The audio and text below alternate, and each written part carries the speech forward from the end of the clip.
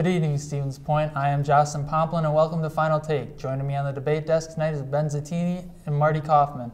Well, guys, how were your weekends? It's pretty good. I got a couple projects done, and then I went to senior night for the men's hockey team, so it was a pretty good weekend. Yeah, I had a blast. Me and Kurt were on the call for the hockey game, so that was a lot of fun, especially 7-0 win, rolling right to playoffs. Well, mine was definitely interesting. Went home to chaperone my brother, had a random car parked in our driveway, phone line went down, then I watched the good old Great American Race Daytona 500. Well, first we will recap Pointer Athletics, talk about Badgers basketball, talk about high school basketball, recap the start of the second half of the NBA season, and talk about the NFL Combine. First, we begin with the number 5 ranked Pointers men's hockey team, as the 3 third-period goals powered the Pointers to a 5-3 win on Friday night over UW-River Falls. Stevens Point and River Falls were tied at 2 after the second period, but the Pointers scored the next 3 goals of the game and went on to win 5-3. On Saturday, the Pointers took on Superior for senior night, and the Pointers came out hot, scoring 4 goals to end the first period. The game was all but over as 7 different Pointers scored goals to beat UW Superior 7-0. Goalie Brandon Jaeger shut out the Yellow Jackets, stopping 26 shots to earn his 20th win of the season and 5th shutout of the year. With those 26 saves, Jaeger moves into second place in program history with 1,892 career saves, securing the WIAC regular season conference championship outright. The Pointers will have home ice advantage throughout the WIAC tournament. The win on Saturday gave the Pointers back-to-back 20-win seasons for the first time since 1991-92. Guys, the team has been dominant all season, especially on offense. But the defense was key on Saturday. Can Jaeger stay hot going into the conference tournament? I believe he can, but what he has to do is he has to put the mental mistakes behind him. There was a game earlier in the season where the Pointers were ahead 5-0 at one point at home. He gave up 3 straight goals, and after that, he kind of just went downhill. So he has to put the mistakes and the goals he's allowed behind him and move on to the next period. No question, if he plays like the way he did on Saturday night, they're going to be set for the rest of the season. He was lights out. There are key turnovers right in front of him, and he came out and made the save. But if he plays like a couple weeks ago like he did against Eau Claire, I think he was giving up 4 goals in the second period, they're not going to win like that. So there's been 2 Brandon Jaegers all year, but the better version of himself has been there all year, winning 20 seasons for the second time in a row. So he's one of the most decorated goaltenders in school history, and he'll become probably the best goaltender in history if they win a championship this year, and that will really depend on him in those big games. Yeah, he's definitely had his ups and downs. One game he'll give up 4 goals, and then against Saturday against River Falls, he pitched a shutout. I mean, he started tied for the most starts now in net with 85. He's second now in saves, so he's definitely had a good career here. Now, what team in the conference tournament poses the biggest threat to the Pointers? It comes down to Eau Claire or River Falls. Like you said, on Friday, they were tied with River Falls at 2 after the second period, and then I believe the first couple games back after winter break, they played River Falls and they split that series Friday and Saturday. And then Eau Claire is also always a good team too, so it comes down to both those teams for them. I'm going to choose one of those teams. I'm going to go with Eau Claire. Eau Claire won a national title about 2 or 3 years ago, so they've been there. And I think this team, they pose a huge threat. I think they've had points number, especially at Eau Claire. I don't think points gone in and won 2 games in a row there in a while. So especially scoring 4 goals in one period on Jaeger, it's a big confidence boost and shows you what kind of offensive power this team has. So I think Eau Claire poses the biggest threat for Stevens Point. I'd have to agree with Marty. It's got to be Eau Claire. River Falls has played us tough a couple times. Eau Claire's played us tough. Eau Claire came in here last year and beat us in the conference tournament. So no matter who wins that series is going to give the Pointers a challenge, no doubt. Well, now on to the women's side. The second-seeded UW Stevens Point women's team will host third-seeded UW Superior in the semifinals of the WIAC Championship on Friday and Saturday, February 27th and 28th at IceHawks Arena. Game time is 7 p.m. on Friday night. To the other side of the semifinals, top-seeded UW River Falls will host fourth-seeded UW Eau Claire. Are the Pointers going to win this conference title? I believe they can. It'll be tough, but I believe they can. I mean, home ice advantage plays a lot into it, and just like the men's team, they've had outstanding goaltending throughout this year. They're a young team, and it shows at some point, but they're able to put wins together, and that helps them. I hate to say it, I don't think they're going to win it this year. I think the way they played against Superior 2 weekends ago at IceHawks Arena, they struggled against Superior, and they play Superior again. And I think it's going to be a case where I think Superior's going to come in and beat them. If not, they've really struggled against River Falls too. They split, but having to go to River Falls, this team on the road has not been themselves. Like, they're more of a home team, so I think this team will not win the conference tournament this year. Home ice is definitely going to be key for them to get past Superior this weekend, but River Falls is just going to be too much. I saw them come play the Pointers here. River Falls dominated them, and then they're going to have to go to River Falls. So I think they'll put up a good fight, but I think the conference title will go to River Falls. Well, now on to the court. The UW-Stevens Point men's basketball team continues to build on an already successful season. They earned a share of their 29th WIAC regular season conference championship with a come-from-behind 70-60 victory at UW Superior. The regular season title is the third in a row and the team's fourth in the last 5 seasons. UWSP shares the title with UW-Whitewater after the Warhawks topped UW Stout, giving both teams 15-1 marks in the WIAC this season. The top seed for the tournament was decided by a coin flip, and of course Whitewater won the toss. So the Pointers will hold the 2 seed in the tournament. Well, guys, this team continues to win and was able to come from behind this weekend. Can the Pointers beat the Warhawks at full force with KJ Evans back? I believe they can. Their game's at home, and you've seen how dominant they are at home. And go back to the earlier in the season when they went to Whitewater and played. The Pointers didn't have Steven Pelkoffer, and then when Whitewater came here and the Pointers beat them, the Pointers didn't have KJ Evans. So it looks like both teams are going to be healthy, and it's going to be a good game. But Stevens Point wins. I think I'm going to go on the opposite side. I think Stevens Point, they probably played their best offensive game that night against Whitewater, and they were fully healthy despite Whitewater not having their best player, and I think Point came away with a win in about single digits. So, and that game was at home too. That was a huge momentum shift, I think, for the Pointers to have that crowd. So I think going down to Whitewater, it's not saying they can't do it, but I just don't think they will. I think that coin flip probably decided who won a conference championship more so, just because home crowd in a college basketball, especially in a conference championship with 2 of the top teams in the nation right now, it's a rivalry, but I think Whitewater comes out, especially with their star player back fully healthy. Yeah, it's going to be tough for the Pointers to probably have to go on the road at Whitewater. That's not saying something can't happen in the semifinals. Whitewater could slip up. Heck, even we might slip up, but let's hope that doesn't happen. But it'll be a great game. Both teams will finally be at full strength. Pointers played without Pelkoffer down there. KJ Evans didn't play up here for Whitewater, so both teams at full strength. That'll be fun. Well, the tournament starts next weekend, the NCAA tournament, that is. Can they go farther than the Sweet 16? I don't know. They can, but it'll be tough. They've played fairly well all season, and like both you guys have said, they're one of the top teams in the nation. But once you get into the tournament, you play tougher competition. So if not, they could go to the Elite Eight, but if not, they'll just wind up at the same place they were last year. I don't think they will end up there last year, like they did last year. I think last year's team just had so much more offensive firepower than this year's team. Even though the offense is finally coming along, their defense, I think, is a lot better. But I just don't. Last year, they really struggled in the tournament, at home especially. I mean, they were barely beating some teams that just got into the tournament. And so I don't think this team, they might have learned from last year, but I don't think this team makes it past Sweet 16, if that, to be honest. So I think this team, they've actually improved a lot this year. I just don't think they're going to be one of those teams in the Final Four. I don't know if they'll go to the Final Four, but they definitely have a shot of going farther than last year. Last year's team was absolutely loaded, #1 team for majority of the season. They just played absolutely terrible in the tournament, just didn't have it with them. But they're currently ranked 4th this season in D3 hoops. They're up near the top in the regional rankings, so they may host next weekend for the 1st and 2nd round. So they'll definitely have a shot to go farther. So it just knows how far they'll go. Well, now on to women's basketball. It was an exciting finish to senior day for women's basketball on Saturday as Jamie Destash hit a game-winning pull-up jumper from the right wing with 0.2 seconds left to give the Pointers a 58-56 win over conference champ Superior. The win gives UW-Stevens Point its 15th consecutive winning season, and the Pointers have also won at least 8 conference games each of the last 15 years. Stevens Point holds the 5th seed in the conference tournament and will travel to UW-Platteville to take on the Pioneers Wednesday at 7 p.m. This season has been up and down.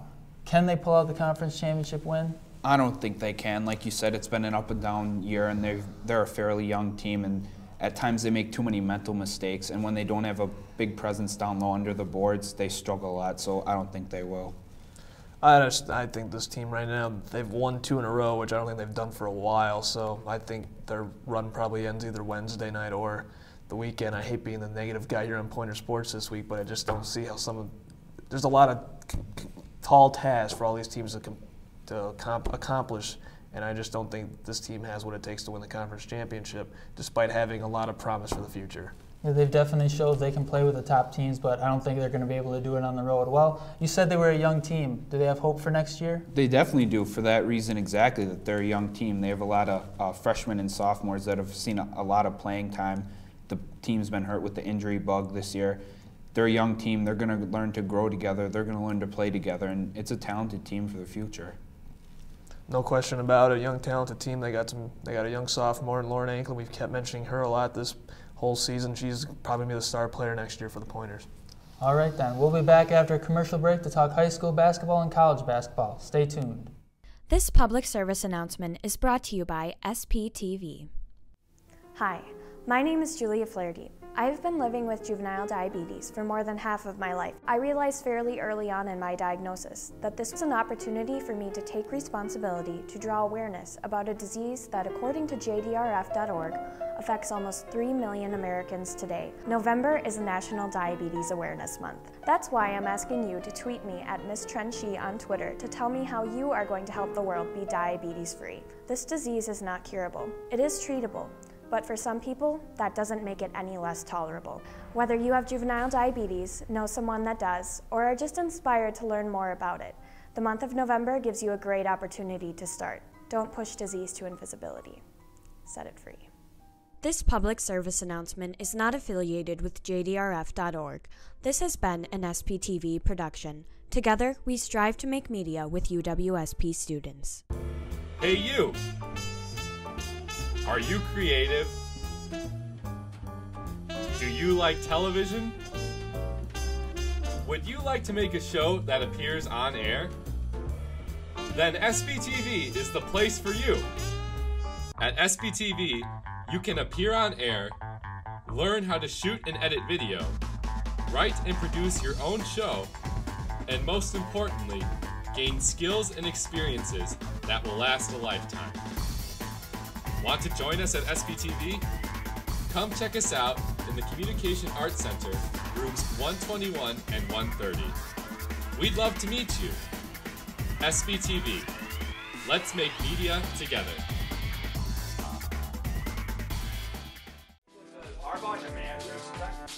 These guys care about sports. The talk continues after the cameras stop rolling. Watch Final Take only right here on SPTV for anything Pointers, anything sports. On to high school basketball. Pacelli lost to Bonduelle 55-44 last week to drop to 7-6 in conference play and 10-11 overall. It's been a tough season for Pacelli thus far. How do you see the end of their season turning out? I don't really know. They've had like you said, they've had a tough season all year. I think they just have to play out the rest of the games and get ready for next year. Yeah, they got, I think the bright side of their season has been a young recruit in Golland there. He's committed to Ohio University, I believe, so I think that's been a bright spot, and they just got to move on from work forward for next year, I believe. It's been a tough year, but they always got to rebound for next year. Yeah, Golland's definitely been key for them, and I think they got a chance to win a regional game here and there, so maybe they get hot, but I think they can win a regional game. Well, the Cardinals played 2-16 Wittenberg Burningwood on Friday, so they got a chance to win that game. Spash beat DC Everett 62-41 to improve their record to 11-0 in conference play and 20-1 overall. The team plays 7-12 Wausau East at home on Thursday to wrap up the regular season before heading into regional play. Guys, Spash has been successful all year long, continues to win. We've said it all year long, they got a chance to go to the state tournament. Can they win the state tournament? I don't think they can win the state tournament. If to do that, you're going to have to run into the tougher teams in their division, like Germantown and other teams of that caliber. They're not going to win the state tournament, but they can definitely make it there. I think they can win it. They got some firepower. They got these two juniors right now that are just some of the top high school prospects in basketball, so I think they got some firepower, and they could be a team that could potentially win 2 state titles in a row, and which is pretty tough to do, especially at the D1 level in this state. Well, I definitely think they're going to make it to Madison. They've showed their toughest competition in the state. They played down at Mequon Concordia in the tournament over winter break. They played 2 pretty good teams and rolled over them pretty well.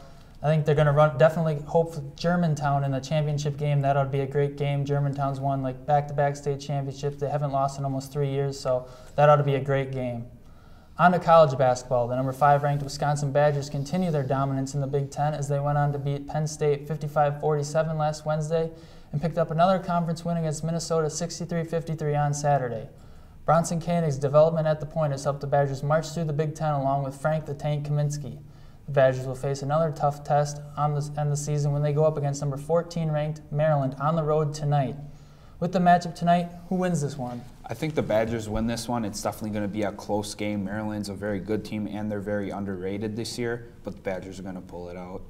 I'm going to go with the upset. I'm going with Maryland tonight at home. They've known to win some big games back in the ACC at home, especially in a game like this. I think Badgers might have a slip up here. Might be good for them going into conference tournament play pretty soon and they're wrapping up the regular season, but I think Maryland pulls off the upset here tonight.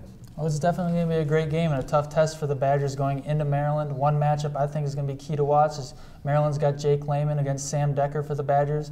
Both guys about 6'9", wings, athletic, get up there, shoot the ball. That'll be a great matchup. I think the Badgers pull this one out. They've been absolutely rolling with Bronson Koenig at the point. Maryland's had some struggles in the first year of the Big Ten, so I think Wisconsin finishes them off.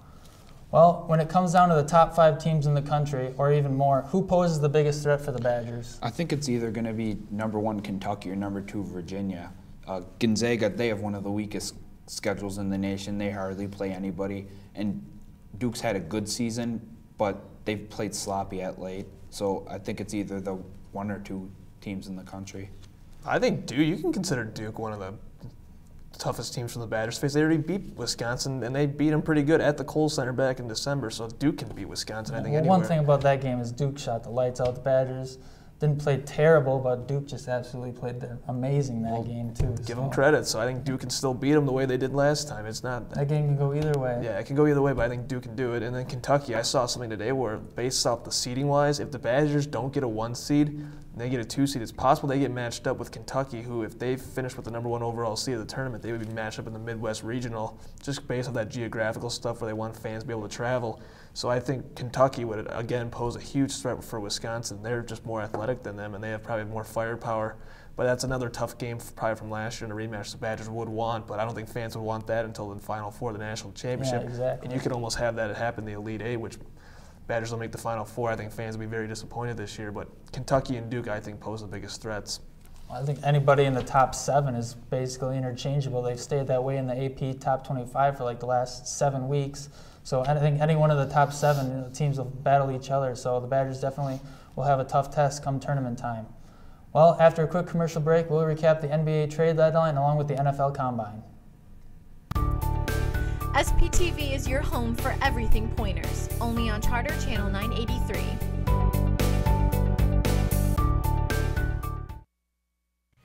The Love Doctor is in.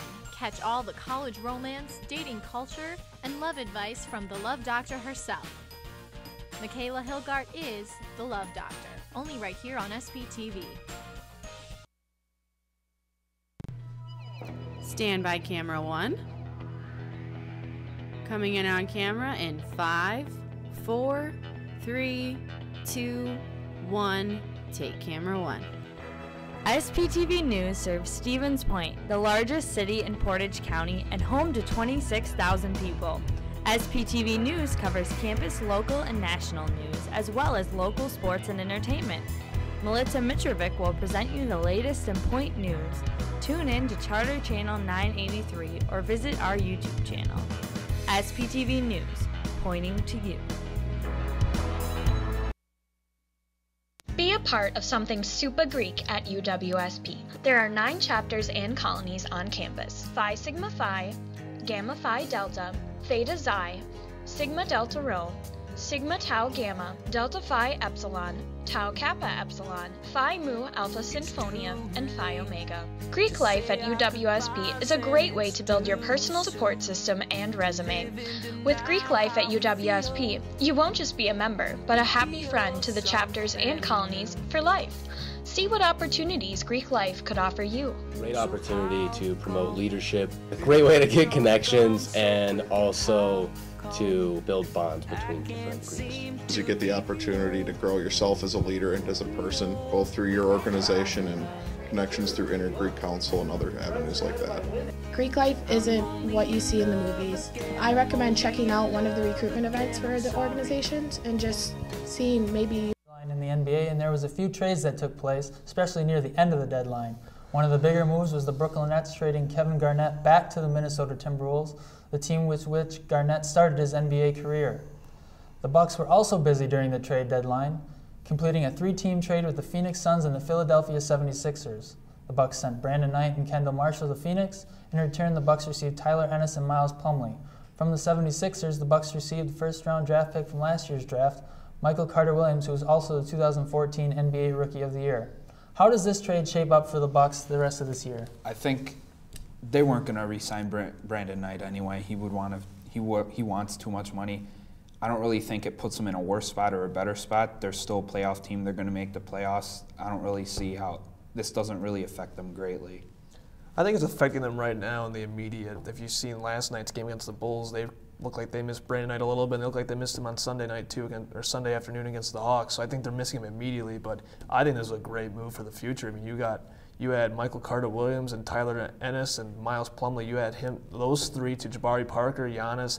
And this is a team. This isn't just a one-man show or a three-man team like the Heat were a couple years ago or any of the big-name teams. But this team right now, I think, is built for the future. And Jason Kidd's got this team run up and down the court. They need young guys, and I think he can develop Michael Carter-Williams into one of the better point guards in the league. So I think the Bucks are on the right track to succeeding in the future. Well, at the trade deadline, GM John Hammond said they weren't going to make any moves to help them in the now. Everything was going to be for the future. Jason Kidd obviously really likes what he saw in Michael Carter-Williams, especially on the defensive end. The Bucks have some of the greatest length in the NBA now these days. And for right now their offense is really struggling without Brandon Knight. They're really shorthanded. Guys are having to step up. But in the future, Michael Carter-Williams is going to make this team a lot better. He's a pure point guard. Guys will get open from his passing ability, his ability to get into the lane, finish at the rim. His shooting wasn't that great in Philadelphia. That'll definitely improve because he doesn't have to be the scorer. He was the go-to guy there. He just helps run the offense now in Milwaukee. And somebody even compared him to Magic Johnson. So the sky's definitely the limit for Michael Carter-Williams under the tutelage of Jason Kidd. Now on to the NFL. This past weekend was the NFL Scouting Combine in Indianapolis. The one person everyone was talking about and wanted to talk with was Jameis Winston of Florida State. There was talk this past week about whether he would throw or not at the Combine, and he did just that and threw fairly well. An interesting story that came out of the Combine was that his scout told the Milwaukee Journal-Sentinel that Jameis will most likely turn out to be a draft bust. He said, quote, "Someone will take him in the first round. How can you even let him in the building? The more ways you can screw up, the more chances you will screw up." What do you make of these scouts' comments? I think the scouts' comments were spot on. Jameis Winston is this year's Johnny Manziel. He's immature. He has no respect for authority. He doesn't have common sense, if that at all. He doesn't have a filter. Whatever he thinks comes out of his mouth, and you've seen that get him into trouble numerous times. I think we can take some credit, give the scout credit for his comments a little bit, but I don't think we can just solely base our reasoning based off of anonymous scout's comments on a guy. He doesn't know the guy personally, but I think you got to give him a chance. I mean, they gave who knew Ryan Leaf was that bad, so I think now in the age of what we're in, we know more about the off-field action that these players are doing, and Jameis Winston's probably had some of the worst off-field action that any player can have, but he's still got a talent that people will want at the first, especially in Tampa Bay, need a quarterback. He can fill a need. He's that Ben Roethlisberger, Cam Newton type built quarterback who can be mobile and has a good arm, so I think the decision basically comes off off the field actions that he did in Florida State, which poses a big problem, red flag for his draft status. But I don't think he will drop that far. And no, we don't know. I always thought Cam Newton was gonna be a bust. I thought his off the field actions were pretty bad at Auburn. But Jameis Winston, I think it really depends on what happens, where he goes. I think he's better to leave, not be in for. But I don't think he should go to New York Jets either. He should go to a team maybe like, if he falls down to like the Rams or something, like a smaller market, one that can't get him into trouble, I think he should be better there. But it's going to be a crazy next few months worrying about Jameis Winston and Marcus Mariota. I like that, taking shots at Curtis's team while he's not here. Well, I mean, he did a lot of stupid things at Auburn and Florida and junior college. So, I mean, Jameis Winston did more criminal things, but it's just another comparison. I mean, who would have thought Cam Newton? I thought he was an extra Marcus Russell. Well, Jameis Winston definitely is off the field issues. Some teams are going to have flags with that. And the comments were right spot on about his off the field issues, but there's no denying that the talent on the field is definitely there. They said he's got smaller hands, which may be a problem for some teams, but he's definitely going to be able to make those throws at the next level. Well, were there any players that surprised you with how well or how poorly they did at the Combine? I don't think anybody surprised. Well, the inside linebackers as a group did poorly at the Combine, but I think Jameis Winston, Marcus Mariota as quarterbacks, they both do fairly well. And then the tight end from Minnesota, Max Williams. That kid's going to be amazing in the NFL. He's tall, he's strong, he's fast, he catches the ball. He's going to be a great weapon for a team. I think the biggest star of the day of the quarterbacks, running backs, wide receivers was Kevin White out of West Virginia. All I heard all day from Mike Mayock was how great that kid was the entire day. I mean, I think he ran one of the faster 40 times. He caught mostly everything. Jameis Winston, Marcus Mariota, they both threw well. I don't remember what Hundley did. I thought the big question was what he was going to do at the combine throwing-wise.